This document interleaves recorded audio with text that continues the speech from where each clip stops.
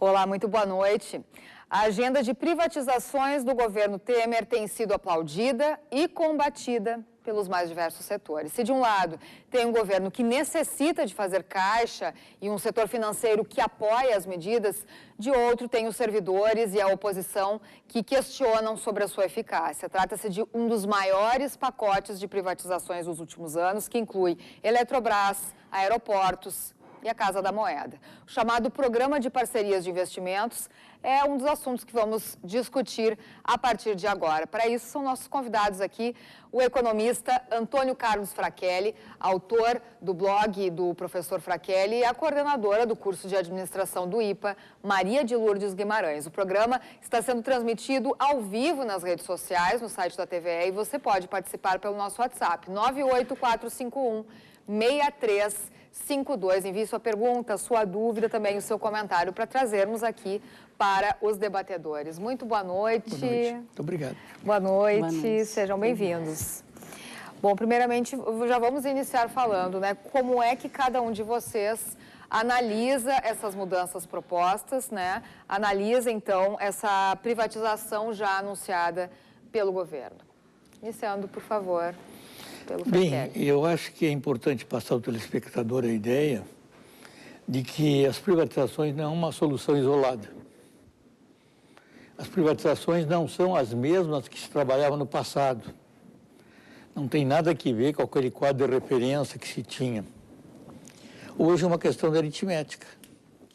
Não fecha o caixa e o governo está tentando fazer o que pode. Eu não entro no mérito se está certo ou se está errado. Neste momento, com a popularidade que o governo está aí nesse instante, com o déficit crescendo a cada mês, a cada bimestre, com a limitação de recursos, com a recessão que nós estamos mantendo durante tanto tempo, então sobrou ao governo essa alternativa. Mas ela não é uma alternativa que se basta. Ela seria, assim, um anexo, ela é um complemento, ela é uma questão marginal do grande problema que o governo enfrenta. Então, estou tentando reduzir as proporções. Bom, mas depois eu quero que o senhor adentre bem mais e também quero saber a sua opinião pessoal. Tudo bom? Tudo bem. Qual é a tua análise inicial sobre esse anúncio de privatizações do governo?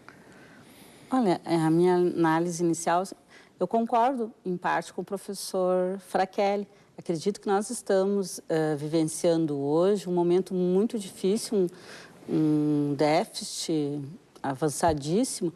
Entretanto, a gente também tem que ter uma memória histórica no Brasil e muitas vezes o que se coloca, né, como uma solução, ela acaba sendo mal feita, né? Então, mal estruturada, faltam marcos regulatórios, faltam a questão de contratos, como se define isso e como tu colocaste o papel das pessoas, né? Então, como eu sou da área da administração, como a gente vai lidar com essas pessoas que estão trabalhando dentro dessas organizações?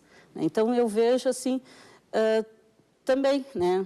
Talvez não tenhamos outra alternativa, mas como fazer, né? Então, essa é um questionamento inicial e eu acho que a gente pode também aqui evoluir um debate nessa linha. Bom, mas no meio disso tudo, né, entre a oposição e entre os que argumentam juntamente ao governo, né, dentro de toda essa situação financeira em que o país se encontra e essa crise que assola todos os setores, a população, né? E a população fica aí vendo essas notícias econômicas atreladas às políticas e sem entender muita coisa, né? Por exemplo, dentro desse pacote aí tem... como é que fica a conta de luz, por exemplo?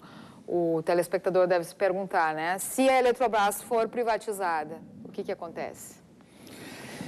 Bem, a questão das privatizações é uma questão menor. No momento atual é uma questão menor.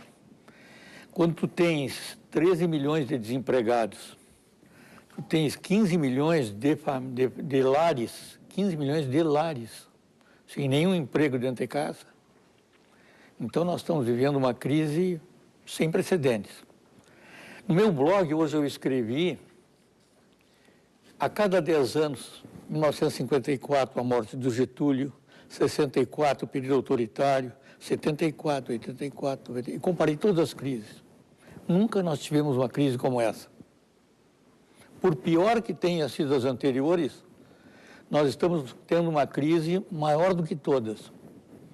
Por quê? Porque nós estamos numa recessão que não tem fim. E essa recessão não tem fim porque ela já superou todos os prazos possíveis. A todo momento a gente vê uma voz de otimismo dizendo que a recessão chegou ao final, mas a gente não está convencido disso. Mas esse assunto é recorrente, né? Nesse momento que nós estamos, com esse quadro de fundo, o setor público tem um déficit cada vez maior.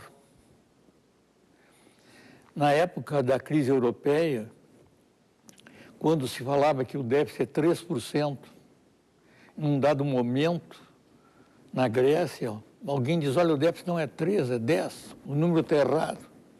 E no dia seguinte, ou 2 dias depois, na Hungria, também se fez a mesma crítica, um era governo conservador, outro governo de esquerda, e você viu que todo mundo tinha o déficit subdimensionado. Então, um problema de déficit cria uma situação dessas. No caso do Brasil, nós estamos 2 graus abaixo do grau de investimento. O que é o grau de investimento para o nosso telespectador entender? É uma situação em que o país fica, quando é classificado pelas agências de análise de risco, em condições de receber investimentos de fundos que têm exigências maiores nos seus países de origem. E toma recurso, inclusive, mais barato. Nós estamos 2 notas abaixo. E o governo e os governos teriam que se propor a voltar ao grau de investimento. Mas com esse déficit que nós temos aqui, um déficit de 159 bilhões, nós vamos perder mais uma nota. Então, em vez de estar convergindo para a comunidade internacional, nós estamos nos distanciando. Num quadro como esse, o que pode o presidente fazer? Temos que resolver de qualquer maneira. Eu faço taxação de jornais 50 anos, 45 anos, e trabalho com vídeos há 35 anos, fui colunista aqui da TV durante muitos anos, então acompanho todos os dias, muitos jornais, eu começo 4 horas da manhã. As privatizações, essa que nós estamos discutindo, surgiram de um dia para o outro, como muitas medidas do governo. Então, num processo em que a situação é muito difícil, as medidas caem, como um foguete que espouca a qualquer momento. E foi que surgiu com a privatização. Eu digo que eu não imaginava que o governo ia propor qualquer medida dessa natureza. Não tinha as mínimas condições. Então, quando tu olha cada um dos setores privatizados, luz, estradas, petróleo, aeroportos, o que tu quer... Tem medidas assim, uma... Nós vamos estudar o que nós vamos fazer. A outra diz, no 3º trimestre de 2018. Essa nós vamos antecipar. Então, a propósito do que a professora fez, como primeira crítica, né, está tudo numa linguagem de exceção. Então, o Brasil, aquele que nós tivemos no passado, onde o ministro da Fazenda chegava e era uma autoridade e convencia a todos de uma proposta, não é o que nós estamos vivendo agora. Ao mesmo tempo que nós vivemos o problema da privatização, nós estamos com o déficit público crescendo, os juros continuam muito elevados, os problemas são em todos os lados. Então, é nesse sentido que eu digo que precisamos fazer por uma questão de aritmética. Não tem como chegar nos 159 bilhões se não passar por esse valor aí de 44 bilhões de privatizações. Mas quais são as mudanças mais significativas, assim, ó, dentro de todo esse contexto, já que são em tantos âmbitos, né? Aeroportos, luz. Bem, eu diria que é uma soma, né? Ele não é uma linha mestra num programa de parcerias público-privadas. São 44 bilhões que chegou, 2 bilhões vem daqui, 7 dali, 11 de lá e chega aos 44.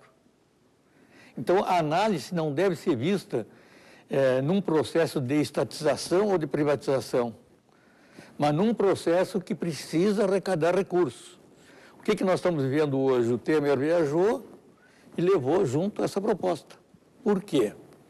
Porque na China, a China, digamos, está investindo em muitos lugares. A Argentina, por exemplo, Maurício Macri, está levando essa agenda para a Europa, para a Ásia, para todos os lugares.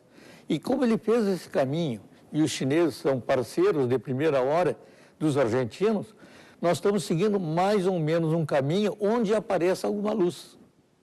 Então, não é um plano desenhado no último dia do governo Dilma e no primeiro dia do governo Temer, cujo um elenco de medidas estão pré-determinados. As medidas surgem a cada instante quando recursos se tornam necessários, que é o caso atual. Perfeito. Tua colocação. Então, eu gostaria de fazer uma colocação assim, em relação também ao professor Frachelli.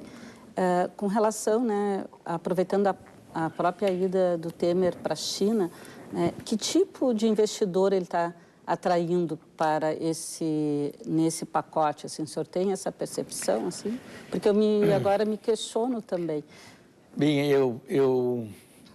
a questão de uns 2 meses, fiz uma palestra num sindicato e eu estava dizendo que o que para nós é problema, para o investidor estrangeiro é uma solução. Eu lembro, por exemplo, quando eu fiz a Belém-Brasília, em 1967. Tinha 100 quilômetros numa extremidade e 100 quilômetros na outra. Nós tínhamos que asfaltar aquela estrada. 4 dias de viagem. O Brasil todo a gente trabalhou, deu aulas, então conhece razoavelmente. Em todos os lugares há limitações, há restrições. Só que o que nós apresentamos como limitações, não temos estrada, não temos ferrovias, eu tenho escrito bastante no blog sobre ferrovias, para o investidor internacional é uma oportunidade de investir. Então, os países desenvolvidos, as economias emergentes no tipo da China, no caso da Índia, né, economias já de maior fôlego, com taxas de crescimento, economias que dispõem de recursos para investir, principalmente os chineses, eles, digamos, fazem uma espécie de um supermercado. Se tu tiveres ferrovias, se tu tiveres petróleo, se tu tiveres gás, se tu tiveres hidrovias, se tiveres o espaço aéreo que der, os recursos eu tenho. Basta dizer que as maiores reservas chinesas, o maior volume, né, de recursos que os Estados Unidos têm dos seus títulos é a China, né? Por favor, e a tua opinião, Maria de Lourdes? Eu continuo ainda com uma opinião do seguinte aspecto, né? Da necessidade, se sabe, entretanto, eu percebo que as situações desse cenário, quando é feito no Brasil, sempre são soluções mais imediatistas, né, para problemas que são estruturais, em que nós deveríamos já ter um certo planejamento, né? Então, estamos com os governos, não é de hoje que se sabe que temos que investir em infraestrutura e talvez pegar... Por que a gente não consegue evoluir? Então, a gente vai sempre nessa direção, né, mais de uma solução mais rápida, parece assim mais imediatista. Vamos fechar agora, né, em relação ao nosso caixa, fazer dinheiro para dar conta. Aí os municípios também começam a ir nessa linha, o Estado vai... E será que isso tem essa convergência desse planejamento de trazer a solução? Nesse sentido. Tu disseste agora, antes do programa, que tu se posiciona contra as privatizações, né? Por que motivo? Por exatamente essa condição de que não se faz, né, os estudos necessários, a questão vem muito pelo lado político, né? Eu gostaria de ter assim, o lado da gestão, da administração, da economia como algo que você apresentasse, mas me parece sempre uma solução política, né, que é realizada para cobrir um problema econômico. Então, não sei se eu me fiz claro. E vocês acreditam que esse pacote ele sai do papel até o fim de 2018, porque vários analistas estão divergindo, né, a respeito disso. Há muitos entraves, né, e ao mesmo tempo também porque é um pacote que abrange muita coisa, então dá a impressão que não vai dar tempo, né? Qual é a opinião de vocês? Bem, eu acho que essa limitação é a plena consciência do governo, que não vai dar tempo. Tudo isso o governo tem já, digamos assim, com percepção apurada. Só que o governo tem 4 meses para fechar o ano. E nesses 4 meses o governo vai fazer o que ele puder. Por que nós não temos uma solução adequada que a professora colocou? Bem, é importante recuperar o que foram os últimos 3, 4 anos, né? Como é que terminou a gestão Dilma e como é que começou a gestão Temer. E hoje nós estamos com o presidente Temer com 3% de popularidade. 3%. Imagina, nosso telespectador, a dificuldade de apresentar uma proposta nos termos que a professora colocou, num governo convivendo com essa realidade política. E este quadro era 5%, questão de pouco tempo atrás. Então, além disso, tu tens uma espécie de um governo no mandato tampão. Então, são alguns meses, né? Então, baixa popularidade, um mandato tampão, já está na reta final. Em agosto de 2018, começa a corrida já nas eleições. Então, é difícil tu chegar no teu último ano de governo, mandato tampão, com essas restrições de natureza política, e apresentar alguma coisa dizendo que o teu problema é de caixa, quando, na verdade, os que vão se candidatar vêm com promessas. Então, a partir do ano que vem, o quadro vai se tornar muito mais difícil, porque tu propõe uma pauta, mas aquilo, a base de sustentação, não vai suportar, porque também ela quer preservar o seu espaço político. Por isso tudo, há reformas, por tudo isso, a privatização, e por tudo isso, há tantas coisas no momento atual. Tá certo. Nós vamos a um breve intervalo, já voltamos com esse assunto tão polêmico que com certeza você deve ter muitas dúvidas. Não perca o Debate TVE, já volta. Só um jornal que traz cultura no nome pode ir além da notícia.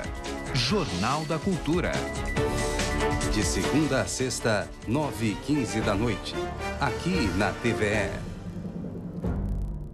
Sou o presidente do Solidariedade em Cachoeirinha, fundador da farmácia comunitária. Venha participar de nossa luta por mais saúde. A geração de emprego é o nosso principal compromisso em Charqueadas. O desenvolvimento da região carbonífera pode contar com o trabalho e o empenho do Solidariedade. O jovem também precisa de políticas públicas para garantir o seu futuro. No Solidariedade, nós podemos ser a voz da renovação. Com solidariedade a gente muda o Brasil.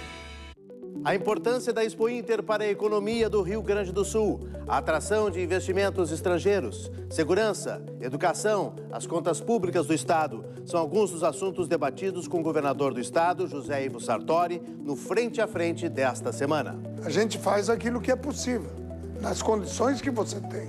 E mesmo que a gente tenha salário parcelado, foi possível que esse parcelamento quase não existisse. Todos os parcelamentos foram, no máximo, a última vez, até o 15º dia. Vamos deixar nossas divergências de lado e vamos partir para olhar o que é comum entre nós. Frente a Frente, quinta, 11 da noite. Como mudar o rumo da educação no país? Como transformar a realidade do jeito certo? Ouvindo as pessoas. Buscando o interesse da maioria. É o que o Ministério da Educação está fazendo para transformar a educação. Ouvindo pais, alunos e professores, criou um novo ensino médio, que já tem a aprovação de 72% dos brasileiros. E que nos dá o direito de escolher nosso futuro. E mudou o Enem também. Por meio de uma consulta pública com mais de 600 mil participações, os estudantes decidiram. Acabou o sufoco.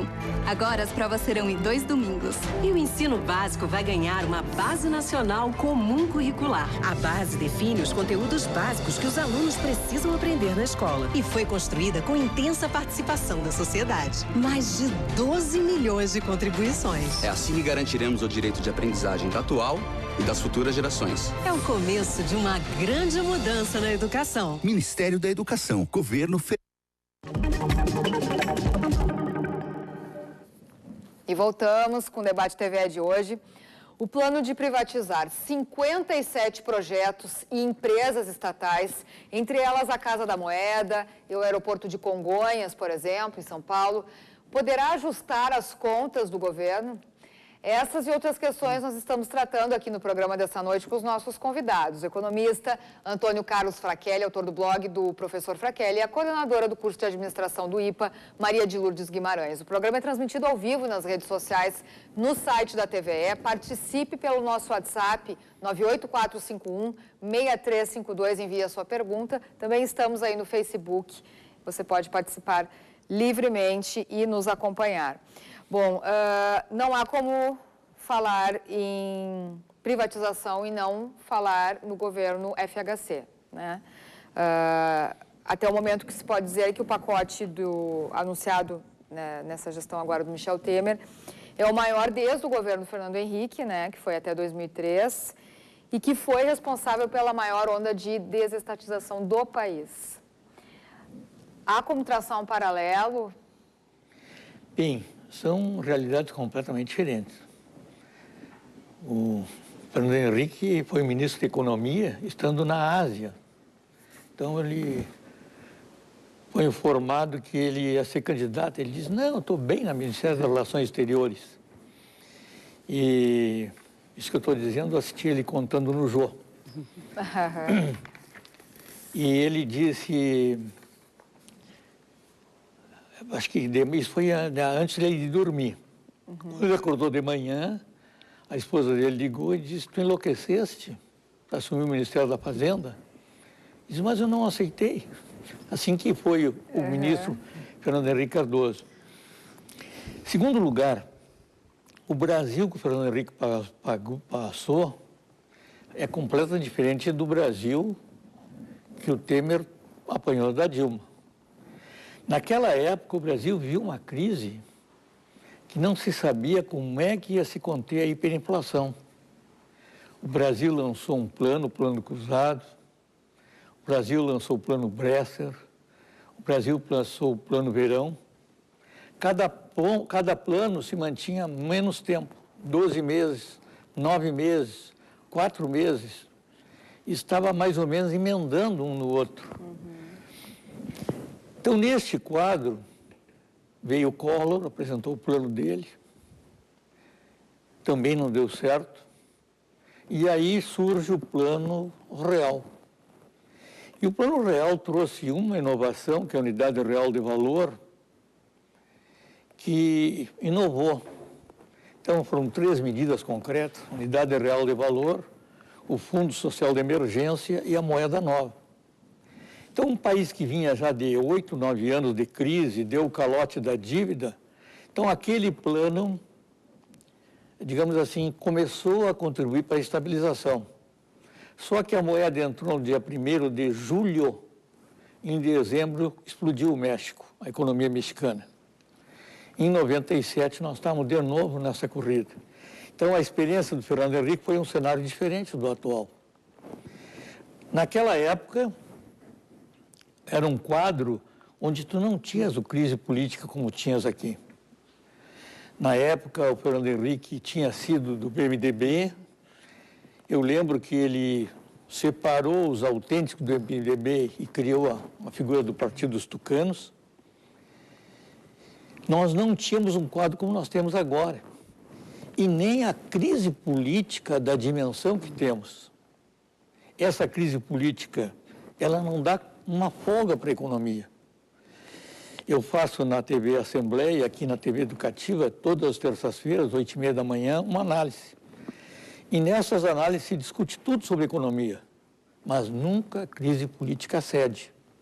Enquanto a crise política não ceder no Brasil, nós não vamos ter confiança. E não tendo confiança, não terá os investimentos nas quantidades que nós precisamos. Este quadro, não é que não viveu no passado. Este quadro é o quadro que nós temos agora. Na época do Fernando Henrique, o plano em si está escrito num livro chamado A Dinâmica da Inflação. Ele foi um prêmio da Associação Nacional dos Pós-Graduações de Economia. No governo Temer, nós temos na Fazenda alguém que era um banqueiro, trabalhava com spreads. Então, nós precisamos trabalhar com gente com um perfil de mexer em finanças públicas, de fazer planejamento, de trabalhar com orçamento. E não é o perfil mais adequado para o momento atual. Então, são quadros diferentes, equipes diferentes, mas o Brasil é o mesmo, o trabalhador que está desempregado é o mesmo, as pessoas que estão recebendo salários atrasados é o mesmo. Mas no meu blog hoje eu tento chamar a atenção é que é preciso que venha uma proposta para ontem. Não há mais tempo a perder. E todas as propostas que vêm são na base de proposta, erro, corrige, proposta, erro, corrige. Não tem aquela exigência inicial que a professora fez referência na primeira participação dela. E a professora, o que acha disso? Por exemplo, acompanhou também todos esses governos, né?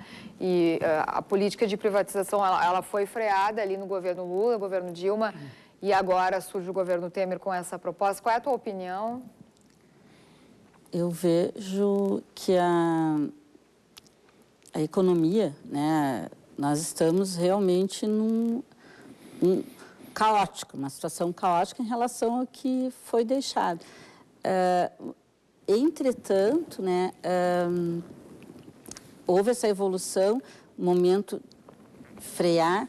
Agora, o próprio governo Lula, ele herdou, né, um cenário muito mais positivo, né, e que ele pôde, né, ficar 8 anos trabalhando em cima desse cenário positivo. A Dilma vem, né, numa proposta um pouco mais diferente, trabalhando, mas não já tendo as condições mesmas em relação ao cenário mundial. E aí o que eu vejo? Entra o Temer, né, que é dito e comprovado que a questão econômica, né, estava, as contas públicas, né, desequilibradas, desajustadas, desorganizadas. E agora a solução é vamos privatizar, vamos trabalhar, vamos fazer esse pacote que temos que dar conta, né, como o professor está colocando, para a gente poder se estruturar para ontem. Entretanto, eu volto e insisto, né? Eu não acredito que isso possa dar bons resultados num horizonte maior. É uma situação, né, de cobrir cheque especial com mais cheque especial, desculpa assim, usando o termo para o telespectador. Então, tu sai de um banco, vai para o outro, mas a situação estrutural me parece que ainda não está assim delineada, não vejo isso. Talvez até pela crise política. Não sei se... eu acho que a figura que tu usaste, né? Não há um segundo banco querendo dar cheque especial para o Brasil. Tá? Então, nós temos que tentar equacionar da maneira que está aí. O importante também, passar ao telespectador, é que quando tu faz uma privatização dessas, há uma outorga Então, para tu abater o déficit tu vai receber recursos antecipados. Então, na hora da negociação, tu já vai estabelecer qual é o valor. Então, aquilo ajuda tu ter a perspectiva. Eu acho que o programa de privatização não está muito em termos de fechar a conta, que deu os 44 bilhões, mas é o efeito de demonstração. Passar à comunidade internacional a ideia que o Brasil, digamos, no arsenal de medidas que está usando, uma delas é um programa de privatização. Mas não acredito que as próprias autoridades pensem que vai obter esses 44 bilhões na ponta do lápis, na base da aritmética. Agora, que é importante passar a ideia que é um país que está fazendo reformas, mesmo que a Previdência não avance, mas que possa usar esse discurso, e também um programa de privatizações.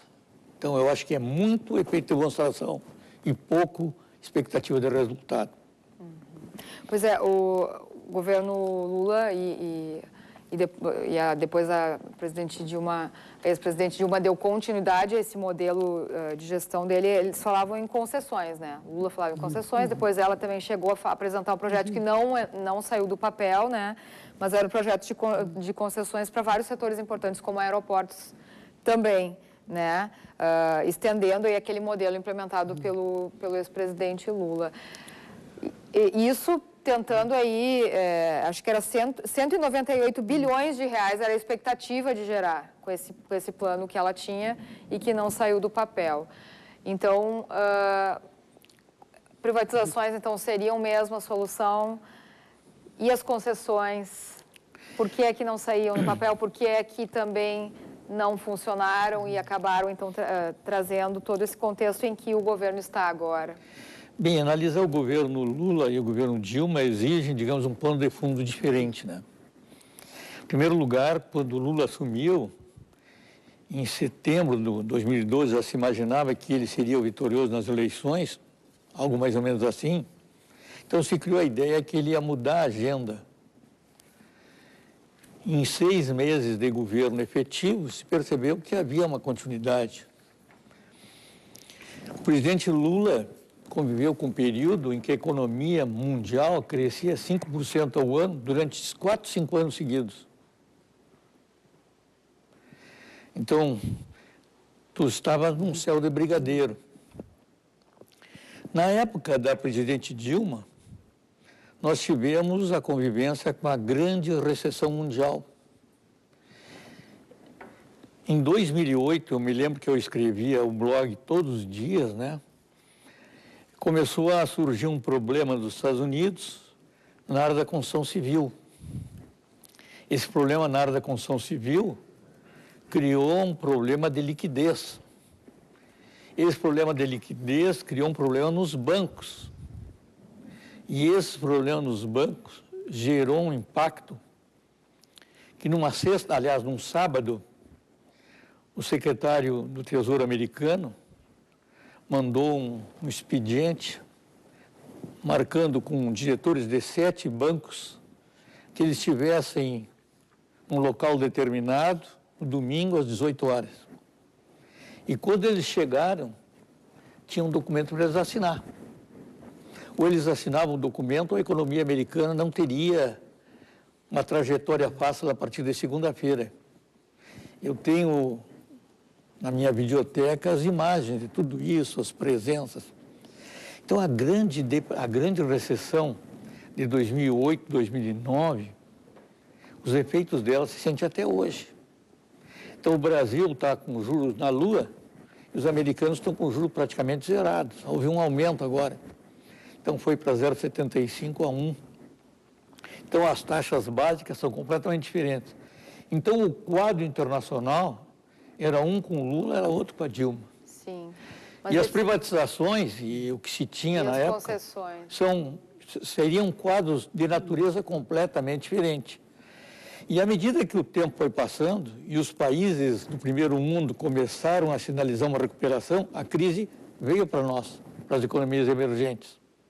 Então, houve o que as instituições internacionais chamam um contágio. Então, eles nos passaram a grande crise. E foi nessa fase que a presidente Dilma teve que conviver com as suas propostas, com alcance, com limitações. O que muda, eu acho, de todo esse período é a crise política em si. Uma crise política como essa, eu acho que não há precedentes. Não pelo que nós já passamos, pela incerteza que nós temos do que nós vamos passar até uma próxima eleição. Então, esse é o maior problema. E as privatizações, as concessões, o que quer que seja, tem que ser analisado com esse pano de fundo. Professora. Eu quero fazer também uma provocação, né? Como esse governo está negociando, se ele também está negociando uma credibilidade, se nós estamos, como o senhor fala, nessa crise política, sem saber se o nosso presidente não vai sofrer mais um outro processo, uma outra questão. Então, como é que isso também a comunidade internacional está vivenciando isso, economicamente falando? Assim? Bem, em termos assim de Brasil, a noção da corrupção tomou conta, né? Então, em qualquer fonte que eu trabalho, e quando eu vejo informações de Brasil, normalmente é a questão da corrupção. Porque a corrupção não é uma questão de Brasil, a corrupção é uma questão da América Latina. A corrupção tem que ver com a Justiça de Nova York, com decisões que vêm e que virão. É um quadro muito sério, o que vai ser uma solução para todo este quadro. Cada dia, um dia no Peru, outro dia na Bolívia, outro dia aqui, lá na América Central, são lideranças políticas sendo detidas, são denúncias surgindo, são exigências de ter informações chegando. Então, a crise não se atém apenas ao âmbito político brasileiro, ela se propaga pelo continente e pela área internacional. A imagem nossa hoje está muito ligada a este quadro. Enquanto eu acho que nós não tivermos uma superação disso, dificilmente nós vamos superar essa situação. E a gente tem assim, um horizonte com esse pacote de privatização, de a gente poder trazer alguma coisa no médio prazo? Mas a tua opinião, professora, também. Queremos ouvir a tua opinião. Mas exatamente isso. Eu não acredito. Tu estás questionando. Questionando. Tá? Não, porque vem a promessa do investimento, vem. Mas será que não é alguns quadros que já vivemos entre concessões e outras privatizações que não deram resultado também? Me parece. Bem, se nós imaginarmos, né, por exemplo, o caso das rodovias, Mato Grosso, Rondônia, Goiás, Tocantins, qual é a importância que para nós aqui, estamos preocupados com a ponte do Guaíba, com as estradas que nós não temos, eu sou natural da fronteira, então fui ver estrada asfaltada muito à frente, né, da época de adolescente. A gente sabia que tinha estrada asfaltada aqui mais para a capital, mais para essa região. E o que nós estamos discutindo na privatização é uma estrada lá no Tocantins, outra lá no Mato Grosso. É isso. São importantes, mas talvez não sejam aquelas que o telespectador imaginasse neste momento.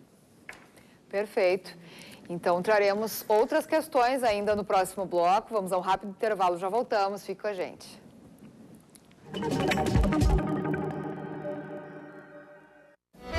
A cobertura da TVE na Expo Inter 2017 tem uma novidade. O programa Rio Grande Rural terá transmissões diárias de segunda a sexta a partir das 5 horas da tarde, direto do Parque de Exposições Assis Brasil em Esteio. Os grandes temas do agronegócio e da agricultura familiar serão tratados na atração apresentada por Renato Martins, junto com Marco Medronha e Ellen Bonon. O Rio Grande Rural terá 1 hora de duração para destacar tudo o que acontece na feira e receber convidados na Casa da TVE e da FM Cultura na Expo Inter. 40ª Expo Inter é na TVE, mais democrática, mais rural.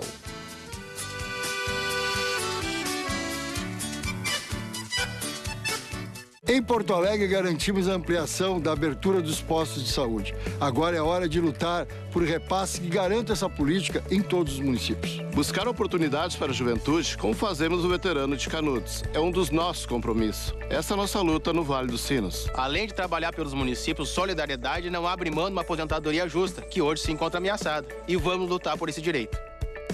Com solidariedade a gente muda o Brasil.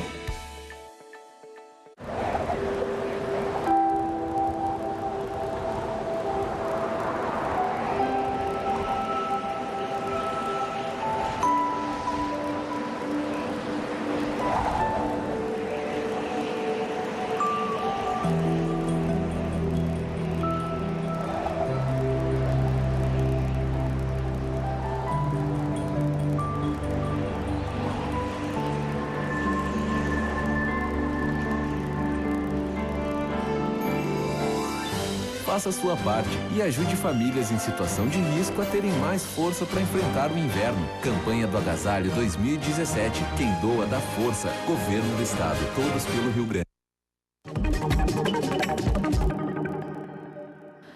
Voltamos à maior onda de privatizações desde o governo Fernando Henrique Cardoso, nos anos 90, está em desdobramento neste ano. Que diferenças podemos ressaltar de lá e de cá, como já citou agora há pouco o economista Frackelli, que está aqui conosco? E o que as medidas anunciadas nesse ano representam para o atual momento econômico? É o que estamos vendo aqui e continuaremos falando no terceiro bloco do programa. São nossos convidados o economista Antônio Carlos Frackelli, autor do blog do Professor Frackelli, e a coordenadora do curso de administração do IPA, Maria de Lourdes Guimarães. O programa é transmitido ao vivo nas redes sociais, no site da TVE. Participe pelo WhatsApp 98451-6352.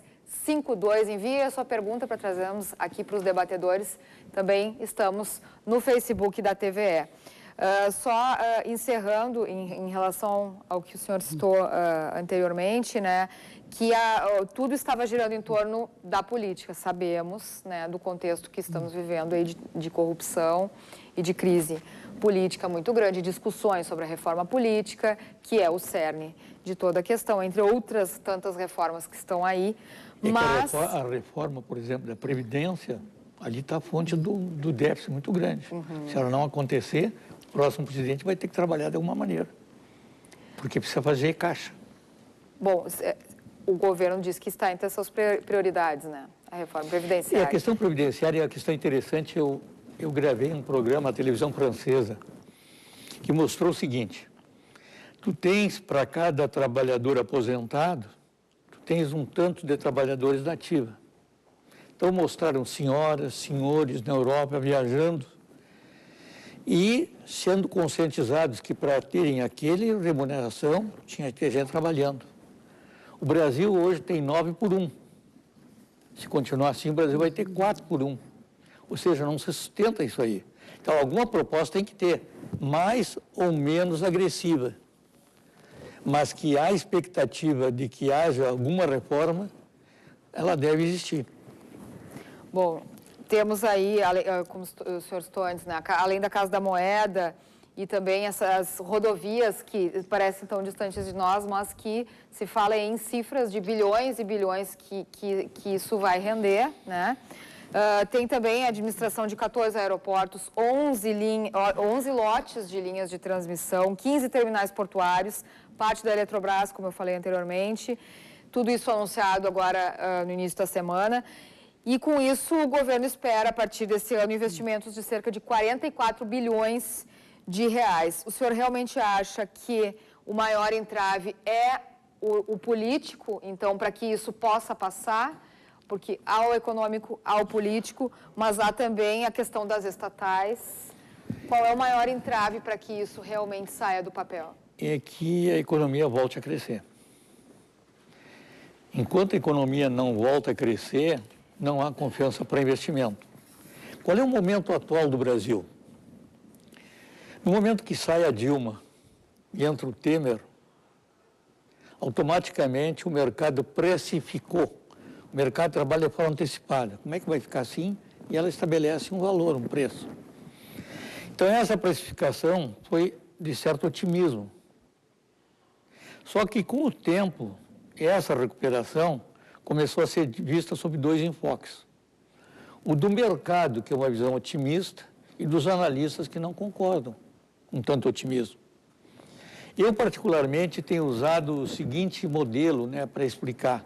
Nós estamos assim como se fosse no fundo do poço. Nós precisamos voltar à margem. Eu, particularmente, acho que nós não voltamos à margem enquanto não solucionarmos, encontrar uma saída para a crise política. Nesse meio tempo, nós vamos ter saltos, mas que devem ter um alcance limitativo, difícil de se consolidar. O que está bem no Brasil de hoje? O Brasil de hoje tem um agro apresentando um desempenho extraordinário. O setor externo melhorou a partir das exportações. Nós estamos num momento de certo otimismo para as commodities, para a exportação de automóveis. Só que tudo isso ainda é muito pouco para o que nós precisamos. Neste momento, agosto de 2017, o comércio vai planejar suas vendas do fim do ano. A indústria tem que produzir para essas vendas. Então, a decisão é agora. Cada um está olhando o quadro que aí está, com uma certa premência na decisão, mas, ao mesmo tempo, com uma certa dúvida, né? Então, eu acho que a questão fundamental é a retomada do crescimento. No primeiro trimestre teve um crescimento, no segundo já não alcança o mesmo desempenho. Então, o que trabalha o governo brasileiro neste momento é que a retomada acontece em 2018. E o ministro Henrique Meirelles já diz 2% de crescimento. Quando se tem uma recessão tão profunda, a base de comparação é muito frágil. É como se tivesse uma pessoa na UTI. Então, a pessoa saiu da UTI. Todos estão otimistas, só que ela não pode ter desempenho de atleta. E é a situação do Brasil. O Brasil, neste momento, podia estar saindo da UTI, mas ainda com crescimento, com muitas limitações. Professora. Eu quero te fazer uma provocação, Fraquelli, também, colocar. Não, é o seguinte, voltando assim àquela questão da Previdência, né? Eu vejo assim com uma certa desconfiança, né? Essa proposta da reforma da Previdência, né? Eu não tenho tanta confiança em relação ao que se propõe. Tá? E aí eu vejo... Por quê, professora? É que assim, a Previdência tem um déficit, mas isso me parece que não está assim tão delineado, tão estruturado para que dê conta de nos responder à altura quanto se quer fazer de mudança. Entendi. Então, é isso que eu volto àquele ponto inicial. E eu fui, junto com o senhor na Universidade Federal também, sempre aprendi, né, que nós temos que fazer os nossos planos de gestão. Então, me parece que, às vezes, é colocado assim, de uma forma muito midiática também.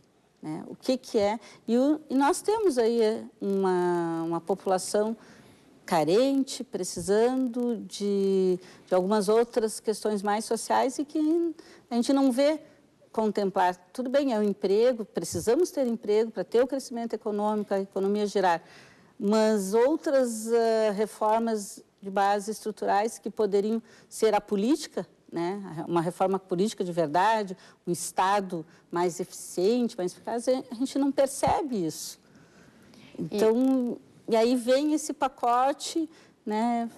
Vamos tentar resolver, dar talvez as condições de crescimento, né?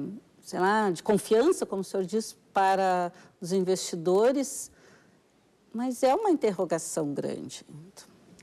Eu não discordo que seja uma interrogação, né? A propósito, eu me aposentei na URGS em 1997, fazem 20 anos, né? Então era uma outra realidade que a gente via no Brasil na época. Mas pense o telespectador, o Brasil tem um déficit de 159 bilhões. 159 bilhões. Nós falamos há 2 anos atrás, um ano em 79. E quando se aprovou o 159, se falava em 179. Então, o Ministério da Fazenda queria 159 e a base do governo queria 179, queriam 20 bilhões. Então, esses 20 bilhões entrou na discussão. Quando saiu o 159, o presidente Temer, feliz porque conseguiu conter os 20 bilhões. Então, 159 é o número neste momento. Em 2017, o déficit da Previdência é na base de 185 bilhões. Então, quando eu vou discutir, eu tenho que encontrar uma alternativa para isso. Então, isso vai depender da criatividade do governo. Se eu não for buscar aí, eu tenho que contar com investimentos externos diretos, que eles certamente virão, se o Brasil conseguir melhorar o clima, melhorar o ambiente, que esse nível nós não estamos alcançando. Mas até lá, com o quadro que está aqui, esse valor é não imaginável que esteja fora do contexto. Perfeito. Bom, e a questão da Petrobras, né, que é o símbolo, né, da economia brasileira, contra o maior escândalo da corrupção que, através da Operação Lava Jato, levou aí mais de 100 políticos, né, empresários para trás das grades aí, dentro desses últimos anos, acho que 2 ou 3 últimos anos, né? Dentro desse programa de privatizações está incluída a venda gradual da Petrobras, é isso. Gostaria que vocês também falassem um pouquinho a respeito disso. O que está em discussão é o caso da BR, né, distribuidora. O problema da corrupção. O canal do Japão, NHK, tinha uma transmissão em português para o Brasil até uns 10 anos atrás. E eu gravava todos os dias. Hoje eu consigo gravar o programa do Japão das 9 da manhã, em inglês. O senhor gravava todos os dias? Eu gravo 8 horas diárias. Olha só. Eu estou com 55 mil horas de imagens. Então é como se eu estivesse vivenciando este quadro, né? Então o que eu percebo? No Japão é comum uma pessoa ser denunciada, a pessoa é presa, na frente das câmeras ela é afastada. Isso não existe no Brasil.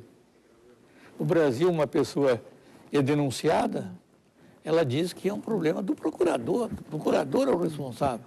Então, é uma visão completamente diferente. Como esse caso de corrupção existe no mundo todo, não é só um problema do Brasil, e cada um deles tem a sua forma de equacionar, para isso é frequente. Então, quem vê de fora o Brasil e vê a corrupção, sabe que isso é da natureza do processo no mundo capitalista. Então, o que se imagina lá fora é que, em um dado momento, nós vamos conseguir resolver. Me chamou muito a atenção, há 2 dias atrás, quando eu vi uma entrevista do Rodrigo Janot, ele entrega o cargo dia 17 de setembro, dizendo que um dia a Operação Lava Jato vai terminar. Fez um paralelo com as mãos limpas da Itália. Então, eu acho que essa sincronia, né, como é que se termina esse processo? Eu vejo todos os dias novas denúncias, novas acusações contra o ex-governador do Rio de Janeiro. Então, alguns estão com acusação super atualizada, mas outros não. E a questão da Petrobras? Bem, a questão da Petrobras é o foco principal, que surgem todos os dias novas denúncias com relação à Petrobras. E esse quadro não está totalmente depurado, mas aparecem 4 iniciativas na área de gás e petróleo nesse plano de privatização, que vai do pré-sal, mas eu acho que os investidores virão à medida que a economia retoma o crescimento. Que todos têm interesse na Petrobras, na exploração do petróleo brasileiro, não tem a menor dúvida. E acho que a oportunidade é agora, porque a inovação, os carros elétricos que vêm aí, mostram um novo mundo à frente, né? Ou nós corremos e aproveitamos um momento, ou podemos ficar de fora da história. Professora, a sua colocação a respeito dessa questão da corrupção e a Petrobras, e já que o nosso programa está se encaminhando para o final, já junto peço as suas considerações finais. A questão da corrupção, né, no Brasil, e eu concordo que isso é um problema, né, no mundo, né? Eu estive recentemente na Alemanha e lá se trabalha também com a questão que há uma corrupção, e só que controlável, né? A Angela Merkel denunciou o primeiro-ministro anterior por um problema de corrupção. Só que o que eu vejo, assim, nós temos que avançar exatamente nessa questão de poder a população, a classe intelectual, os empresários que concordam dentro de uma posição saudável de se trabalhar, para que se tenha, né, marcos regulatórios satisfatórios, contratos adequados, né, e que nós possamos evoluir como sociedade, né? E isso, acredito que nós devemos passar. A Petrobras, né, ela serviu, né, acho que como um símbolo nacional, mas também talvez pudesse ser reestruturado realmente suas operações, que não é adequado privatizar. Eu também vejo não como fim, né, mas que pode acontecer. Entretanto, se for para repetir os modelos e a corrupção e nós não combatê-las quanto povo, quanto como cultura, como educação, a gente vai estar aqui 10 anos, professor Frachelli, voltando aqui, e nós vamos estar na mesma. Desculpa a franqueza. 30 segundos para as considerações finais. O quadro é muito sério. O nosso telespectador pode encontrar no blog antoniocardosfrachelli.com mais ou menos um apanhado do que eu falei. Para minha satisfação e surpresa, eu tenho leitores hoje em 47 países, né, depois de 10 anos, e isso foi motivo de muita satisfação. Talvez pelo interesse que se tem lá fora com relação ao que vai acontecer no Brasil. Neste momento, eu não estou visualizando uma solução para a crise política. Acho que o novo plano econômico que virá vai acontecer junto com as próximas eleições. Até lá, nós vamos ter que ir gerenciando o processo em curso com as dificuldades vigentes. Perfeito. Como bom economista, ele fez em 30 segundos mesmo. A gente agradece muito a presença de vocês. Esperamos que você em casa também tenha formado a sua opinião a respeito desse assunto. A seguir, temos o Jornal da Cultura. Uma boa noite para você.